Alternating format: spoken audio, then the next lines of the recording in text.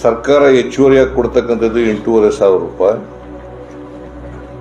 ಒಟ್ಟು ಒಂದು ಹೆಕ್ಟೇರ್ಗೆ 31,000 ರೂಪಾಯಿ ರೈತರಿಗೆ ಕೊಡ್ತೀವಿ. कर्नाटक में बाढ़ और बारिश की वजह से 10 लाख हेक्टेयर जमीनी पैदावार को हुआ नुकसान. रैतों को हुए नुकसान को लेकर कर्नाटक सीएम सिद्धरामैया ने अनाउंस किया 2,000 करोड़ का रिलीफ फंड. चलिए जानते हैं इस कंप्लीट रिपोर्ट के बारे में. मैं हूं इमाम हुसैन और आप देख रहे हैं टाइम्स ऑफ पब्लिक की स्पेशल रिपोर्ट. NDRF ಮಾರ್ಗಸೂಚಿ ಪ್ರಕಾರ ಖುಷ್ಕಿ ಜಮೀನಿಗೆ 8,500 ರೂಪಾಯಿ ಒಂದು ಹೆಕ್ಟೇರ್ಗೆ. ಒಂದು ಹೆಕ್ಟೇರ್ಗೆ 8,500 ರೂಪಾಯಿ. ನೀರಾವರಿ ಜಮೀನಿಗೆ ಒಂದು ಹೆಕ್ಟೇರ್ಗೆ 17,000 ರೂಪಾಯಿ. ಪೆರೇನಿಯಲ್ ಕ್ರಾಪ್ಸ್ ಅವಕ್ಕೆ 22,500 ರೂಪಾಯಿ. 22,500 ರೂಪಾಯಿ.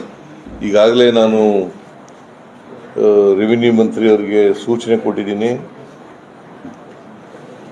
ಜಂಟಿ ಸರ್ವೆ ಆದ ತಕ್ಷಣ ಕೂಡಲೇ ಅದನ್ನೆಲ್ಲ ಬಿಡುಗಡೆ ಮಾಡಬೇಕು ಅಂತ ಹೇಳಿ.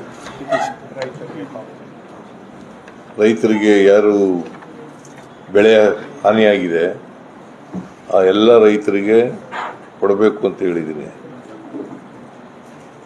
ನಾನು ಇವತ್ತು ತೀರ್ಮಾನ ಮಾಡಿದ್ದೀನಿ, ಹೆಚ್ಚುವರಿಯಾಗಿ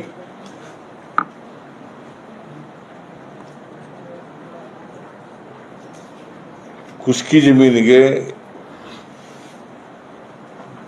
8,500 ರೂಪಾಯಿ. ಅದು ಒಟ್ಟು ಎಷ್ಟಾಗ್ತದೆ ಅಂದರೆ ಒಂದು ಹೆಕ್ಟೇರ್ಗೆ 17,000 ರೂಪಾಯಿ ಆಗುತ್ತೆ.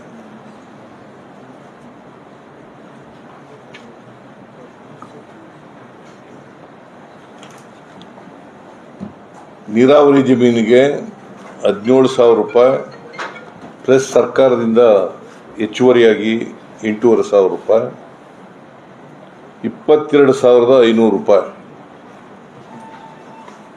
ಒಂದು ಹೆಕ್ಟೇರ್ಗೆ. 25,500 ರೂಪಾಯಿ. 17 ಪ್ಲಸ್ 8,500 ಅದು 25,500 ರೂಪಾಯಿ. 25,500 ನೀರಾವರಿಗೆ. ಆಮೇಲೆ ಪೆರೇನಿಯಲ್ ಕ್ರಾಪ್ಸ್ ಅವಕ್ಕೆ NDRF ನಾರ್ಮ್ಸ್ ಪ್ರಕಾರ 22,500 ರೂಪಾಯಿ. ಸರ್ಕಾರ ಹೆಚ್ಚುವರಿಯಾಗಿ ಕೊಡ್ತಕ್ಕಂಥದ್ದು 8,500 ರೂಪಾಯಿ. ಒಟ್ಟು ಒಂದು ಹೆಕ್ಟೇರ್ಗೆ 31,000 ರೂಪಾಯಿ ರೈತರಿಗೆ ಕೊಡ್ತೀವಿ. इसी तरह के कर्नाटका और कर्नाटका के अतराफ की खबरें जानने के लिए बने रहिए हमारे साथ टाइम्स ऑफ पब्लिक में. धन्यवाद.